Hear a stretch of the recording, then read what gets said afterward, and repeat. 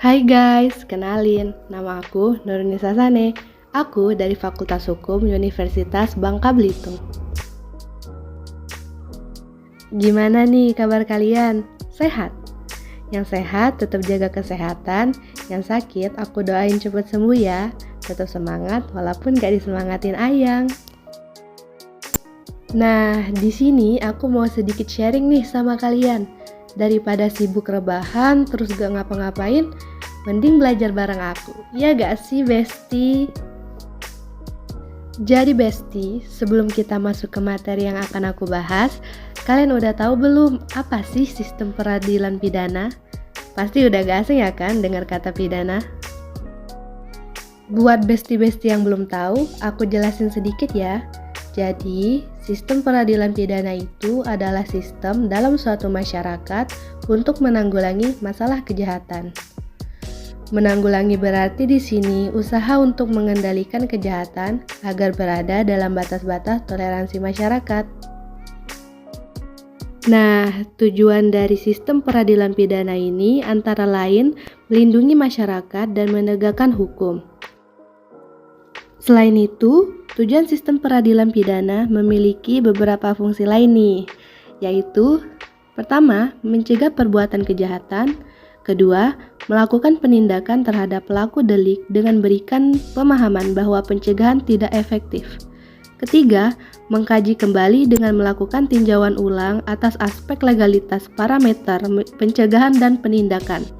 Yang keempat, putusan pengadilan dalam membentukkan salah satu tidaknya atas pelaku yang ditahan. Kelima, disposisi yang relevan atas pelaku yang dikatakan bersalah. Nah, yang terakhir, lembaga koreksi sebagai perangkat negara yang mendapatkan legitimasi dari masyarakat terhadap perilaku pelanggar yang melanggar hukum pidana.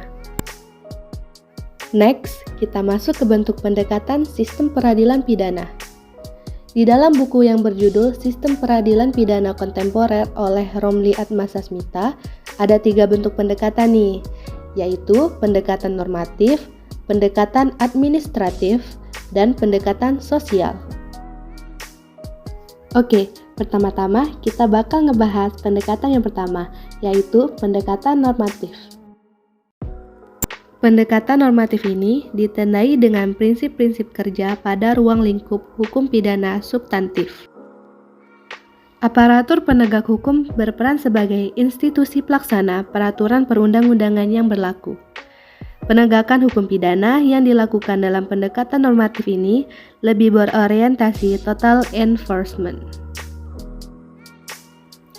Joseph Goldstein mengenalkan 3 ragam penegakan hukum pidana, yaitu total enforcement, full enforcement, dan actual enforcement. Pola penegakan hukum pidana secara normatif bertumpu pada penerapan hukum pidana substantif. Hal ini diyakini penegakan hukum pidana berada pada jalur totalitas.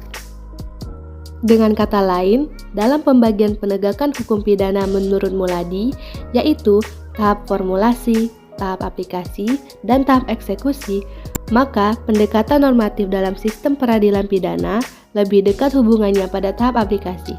Tahap ini diperlukan peran aparat penegak hukum dari kepolisian hingga lembaga permasyarakatan dalam melakukan penerapan hukum pidana. Next, kita masuk ke pendekatan yang kedua, yaitu pendekatan administratif.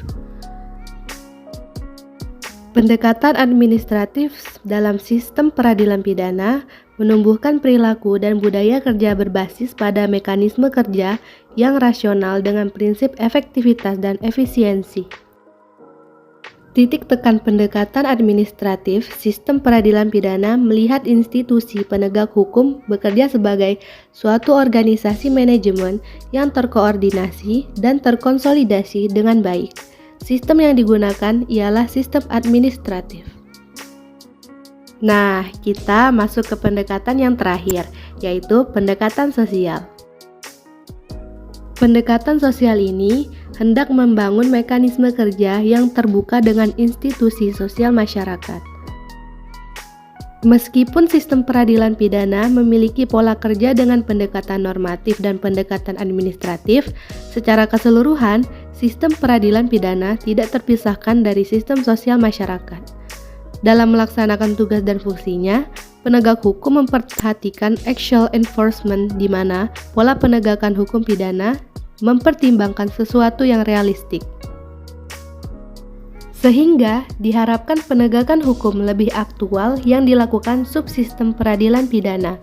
Karena sejatinya, dalam hal tertentu bergeraknya sebuah sistem cenderung memiliki kemampuan secara terbatas dalam mencapai tujuan.